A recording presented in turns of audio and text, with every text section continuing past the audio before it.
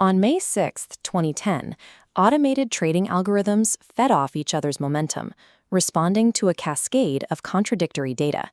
In 14 minutes, they erased $1 trillion in market value. We see the same pattern in public administration.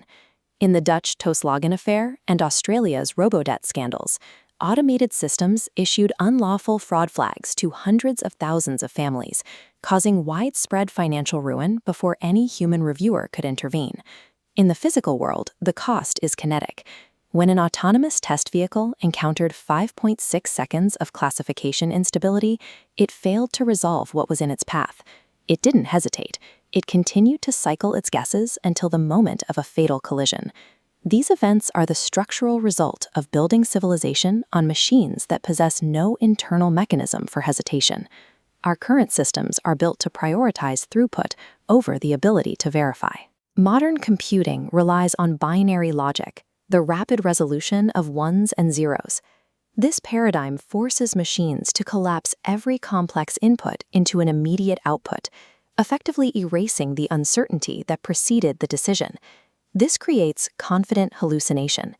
To maintain speed, the system forces a low-confidence guess to appear as a high-confidence certainty. As AI reaches general intelligence, a system optimized solely for throughput will execute irreversible actions, simply because it lacks the vocabulary to wait. An intelligence that accelerates without the capacity to say, "I do not know," will continue to mistake momentum for wisdom. Solving this requires a new baseline for computational logic. It's summarized in the Goukassian vow: pause when truth is uncertain, refuse when harm is clear, proceed where truth is. Ternary moral logic introduces a mandatory third logical state into the system core, state 0, the sacred zero. State 0 is an active, governed state of deliberation, capturing internal variables to initiate the sacred pause. This dual-lane architecture balances speed and rigor. If an input triggers an ambiguity threshold, the fast inference lane halts, while a governance lane engages human oversight. The sacred zero converts hesitation into an architectural requirement. It ensures that the system formally acknowledges the boundary of its knowledge before any action can propagate. If a system can modify its own code, it could theoretically rewrite its governance constraints to increase its own performance. How do you prevent a super-intelligent machine from simply deleting the pause? You move the governance from the software to the hardware. A sovereign coprocessor sits between the AI and the external world, operating on its own independent power and clock cycles. This coprocessor enforces the null state. When a pause is triggered, the circuit voltage is dropped to exactly 1/2 VDD. At this level, no valid tokens can propagate. The AI cannot circumvent this because it is bound by electromagnetism.